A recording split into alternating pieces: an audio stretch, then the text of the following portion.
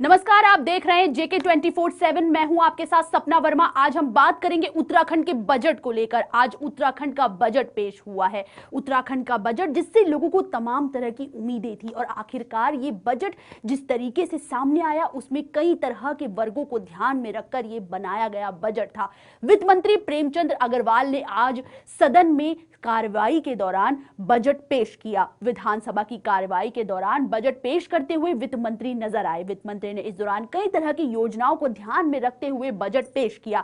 इस बजट योजना के दौरान उन्होंने जोशीमठ के मुद्दे से लेकर तमाम तरीके की योजनाओं को ध्यान में रखकर मद्देनजर रखते हुए इस बजट को पूरी तरीके से तैयार किया। जिस तरीके से बजट पेश हुआ और उसके बाद आज हम आपको इस बजट के बारे में एक के बाद एक बारीकी से पहलू बताएंगे और विश्लेषण करते हुए तमाम बिंदुओं पर आज हम चर्चा करेंगे। सबसे पहले बात करेंगे कि आखिर धामी सरकार के इस बजट में क्या था। तो सबसे पहले आपको बताते हैं कि धामी सरकार के बजट में किन किन योजनाओं पर ध्यान दिया गया और साथ ही साथ ये बजट किन किन लोगों के लिए और किन किन सेक्टर के लिए काफी खास था। पहले बात करते हैं जोशीमठ को लेकर। जोशीमठ आपदा प्रभावितों के लिए ये बजट एक वरदान बनकर साबित होगा, क्योंकि बजट में जोशीमठ आपदा प्रभावितों को ध्यान में रखकर बनाया गया ये बजट है। उसके बाद बात करते हैं इस बजट में अनुसूचित जनजाति को आखिर क्या मिला। अनुसूचित जनजातियों के बच्चों के लिए फ्री एजुकेशन की सुविधा इस बजट में दी गई है। उनके लिए किताबों की सुविधाएं दी गई हैं, साथ ही साथ फ्री में उनको किताबें दी जाएंगी, ऐसा इस बजट के प्रावधान में घोषित किया गया है। वहीं आपको बता दें कि 1 करोड़ रुपए का प्रावधान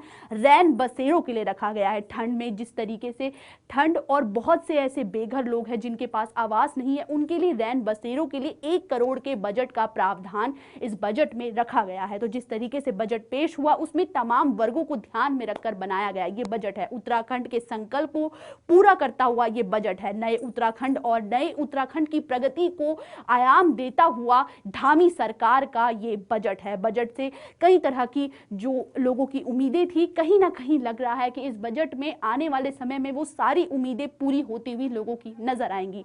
बात करते हैं अब बजट में G20 को लेकर भी बात सामने आई है। G20 की बैठकों को लेकर भी, जो कि आगामी समय में उत्तराखंड के अंदर होने वाली है। रामनगर में भी ये बैठक होने वाली है। इसको लेकर चर्चाओं का दौर तेज हो चुका है और अब इसको लेकर बजट में भी बात सामने आई है। जिस तरीके से वित्त मंत्री ने बजट में बैठकों को लेकर एक प्रॉपर तरीके से बताया है कि उसके लिए कितना बजट जो है वो सरकार की ओर से दिया जा रहा है, तो किस तरीके से लगातार जो है बजट को लेकर सियासत भी परवान चढ़ती हुई नजर आ रही है। वहीं इसको लेकर सदन में जाने से पहले कांग्रेस के कुछ लोगों ने, यानी कि कांग्रेस के कार्यकर्ताओं ने सरकार के खिलाफ मोर्चा खोल दिया और राज्यपाल के अभिभाषण के माध्यम से जो रोड मैप सरकार ने इस प्रदेश को दिया है, उसके आधार पर मैं कह सकता हूं कि सरकार के बजट में घोषणाएं बड़ी बड़ी होंगी, लेकिन उस घोषणाओं को धरातल पर उतारने के लिए सरकार के पास पैसा नहीं है।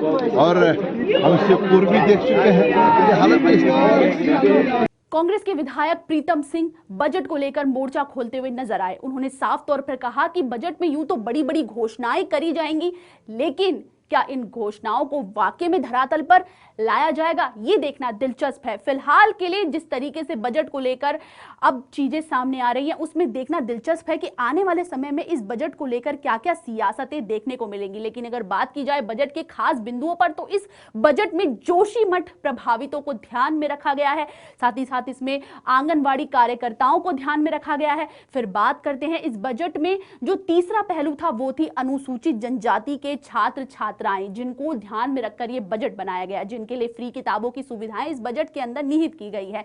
फिर बात करते हैं ऊर्जा सेक्टर को लेकर। ऊर्जा सेक्टर में भी इस बजट में निवेश करने की बातें सामने आ रही है। फिलहाल के लिए देखना दिलचस्प है कि आने वाले समय में, आगामी समय में इस बजट को लेकर जितनी भी योजनाएं सरकार की ओर से की जा रही है, क्या वो वाकई में धरातल पर उतर पाएंगी। फिलहाल के लिए मुझे दीजिए इजाजत। देश और दुनिया से जुड़ी तमाम खबरों के लिए देखते रहिए JK 24/7। नमस्कार।